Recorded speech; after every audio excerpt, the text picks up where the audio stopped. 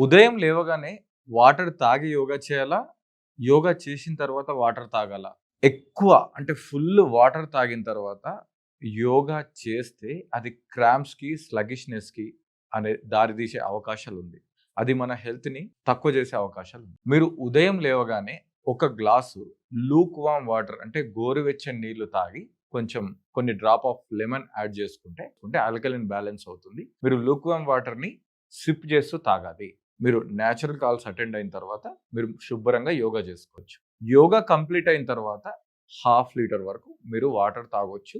అప్పుడు ఇంకొకసారి complete nature కాల్స్‌కి వెళ్ళే అవకాశం ఉంటుంది. అప్పుడు కంప్లీట్‌గా క్లీన్ అయిపోతుంది. ఈ విషయం గుర్తుంచుకోండి.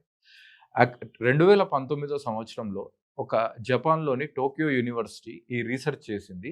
ఈ హైడ్రేషన్ మార్నింగ్ లేవగానే ఈ వాటర్ తీసుకోవడం వల్ల లివర్ డిటాక్సిఫికేషన్ జరుగుతుంది. డైజెషన్ సిస్టమ్ చాలా స్ట్రాంగ్‌గా పనిచేస్తుంది. బాడీలో ఉన్న టాక్సిన్స్ అన్నీ బయటకెళ్ళి 25% బెటర్ మెటబాలిక్ రేట్ అనేది పెరుగుతుంది హ్యూమన్‌కి. సో, మీకు అర్థమైంది కదా! యోగా చేయకముందు వాటర్ తాగుతారా? లేదంటే యోగా చేసిన తర్వాత వాటర్ తాగుతారా? మీరే తెలుసుకోండి. మీ యొక్క అనుభవాన్ని కామెంట్ రూపంలో తెలియచేయండి. Thank you.